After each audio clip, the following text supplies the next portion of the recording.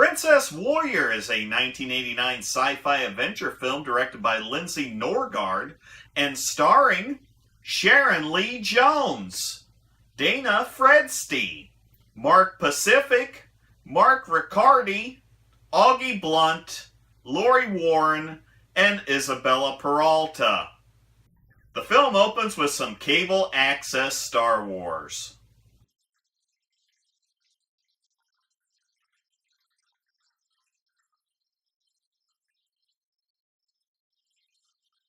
I am willing to bet that most of the budget went to that chair. The queen is dying and calls for her daughters Ovul and Corette to come for the ring that will let one of them rule the kingdom. Colonel Sanders is always watching.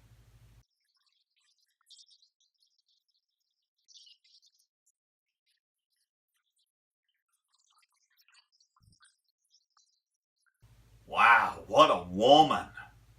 They contact Ovul and they both arrive at their dying mother's side.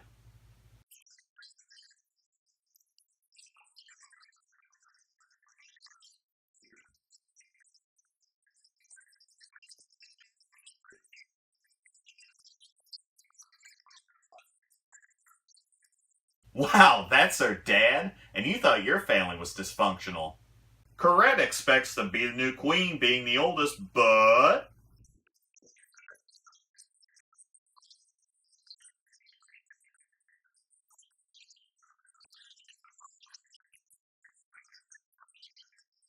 Dying Mom with the hot take! Ovul is named the new queen, and then we see what we would have gotten if ILM had no talent.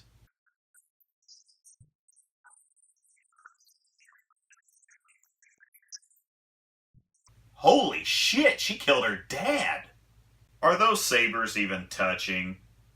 Ovul flees and has to be sent to another planet in the new because Skynet. And wow, it's an interstellar Twinkie. Oh no.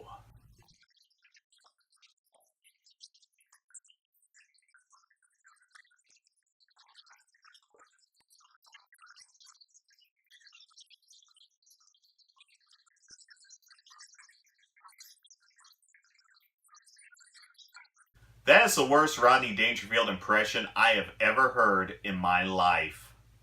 Corette plans to follow, and it's wet t-shirt contest time. It sure is nice for all of their dads to be there. Do bars even run wet t-shirt contests anymore? You know it's a shitty place when they're running the wet t-shirt contest on closed circuit television. Ovul shows up and runs into Bob, who is the DJ and needs to stretch this scene out with a second song. Bulimia? Jesus Christ! Ovul gets shoved into the contest and has her shirt moistened, winning the contest with no effort, then beating this guy's ass. She flees the bar with Bob following.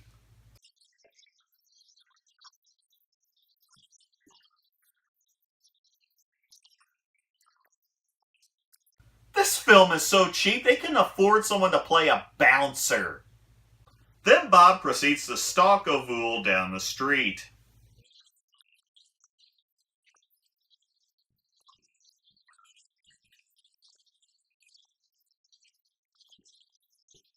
I would rather be naked than wear that shirt that Bob's wearing.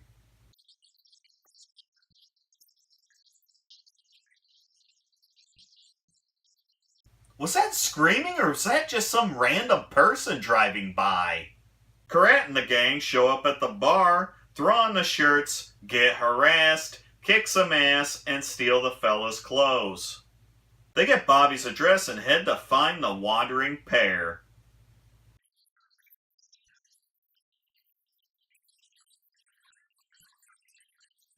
Bobby, no means no. Then Ovul decides to sell herself.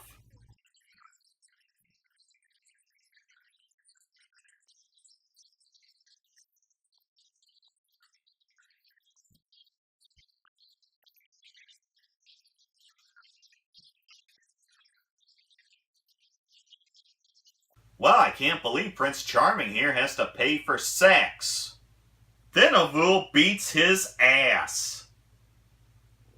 Bobby then asks Ovul to stay at his place.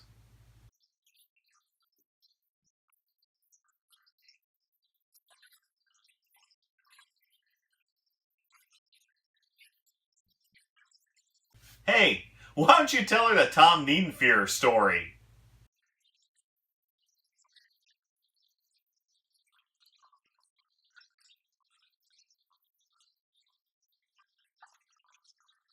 Nope, not really.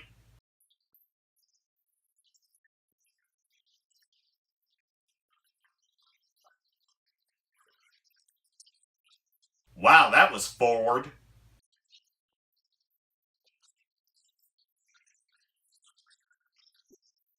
I'm shocked that Bobby is thinking with his dick. They get jumped when they enter and Jesus, that's inventive.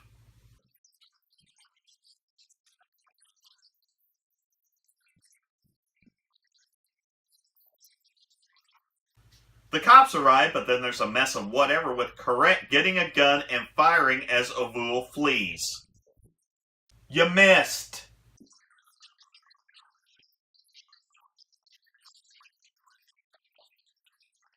Arrested for what? Almost getting his fucking tongue melted out? We then hit the streets of Los Angeles.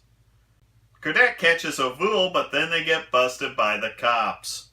Bobby comes to Ovul's rescue in what can be called a very poor scene. Ovul talks to Bobby about being from another planet, so Bobby decides to drop some pulp culture references.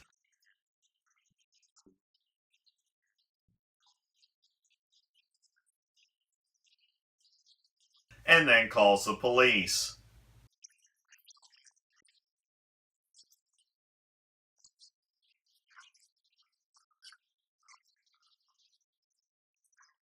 All they said was the address. How do they know that this has anything to do with their perp? Plus, are there any other cops working in Los Angeles tonight?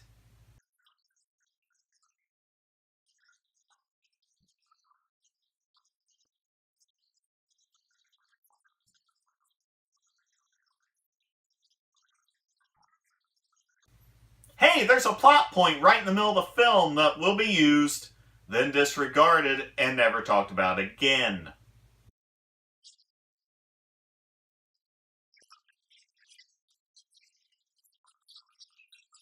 That's backseat policing. The cops show up and they're busted for a third time.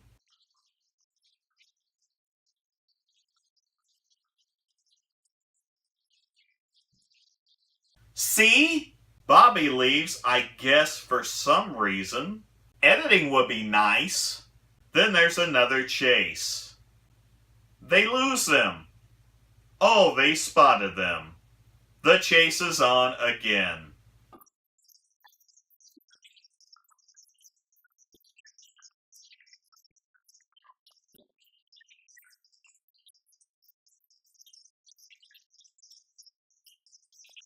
What the fuck happened?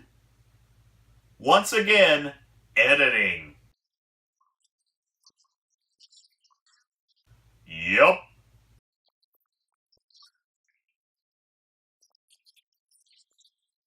Can it be this movie? They get spotted again, and there's a chase again.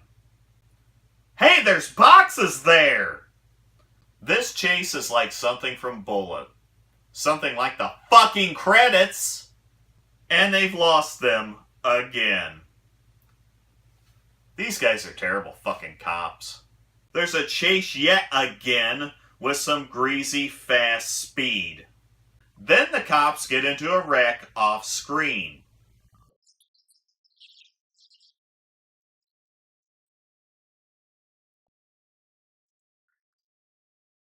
Bobby then takes her somewhere quiet to make sweet, crazy, interstellar love.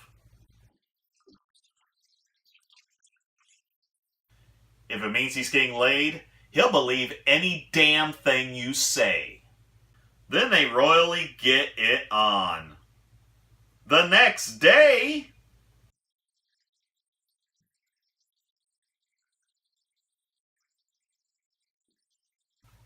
So they all just slept in the car all night? I know. That one time I hit that pile of sand, I was in a fucking coma for 3 days. Kurdette gets the keys and they finally escape the cops. Not that I don't enjoy the antagonist of a film sitting in the back of a squad car for over a third of the fucking movie. Kurdette searches and we get another chase ending with Bobby and Ovul getting captured. More cops arrive. Finally! Meanwhile, in a garage many blocks away,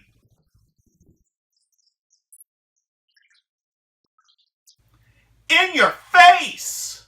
Kick that bitch in the head! They fight as the cops search the warehouse area along with Kurdette's pals. And she's out, I guess? Nice of Bobby to finally fucking show up. Somewhere close by.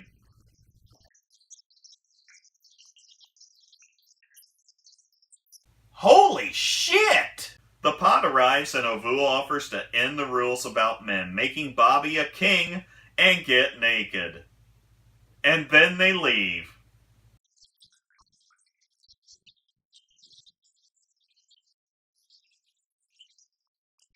Whoa! And they lived happily ever after. This is one of the worst movies I've ever seen. Seriously, this was brutal as hell to watch. This is essentially a chase film, but sure as hell isn't exciting enough to be a good one. The chase scenes are poorly directed and edited, leading to more head scratching than actually getting into the movie. And let's not forget how great it is to have all the bad guys stuck in the back of a squad car for a big hunk of the film. It's funny that the movie has warrior in the title. There aren't any warriors in this thing. Everyone sucks at their job, except the two cops that finally show up at the end of the movie. They seem to know what the hell they're doing. In closing, this film is shit. Don't waste your fucking time like I did.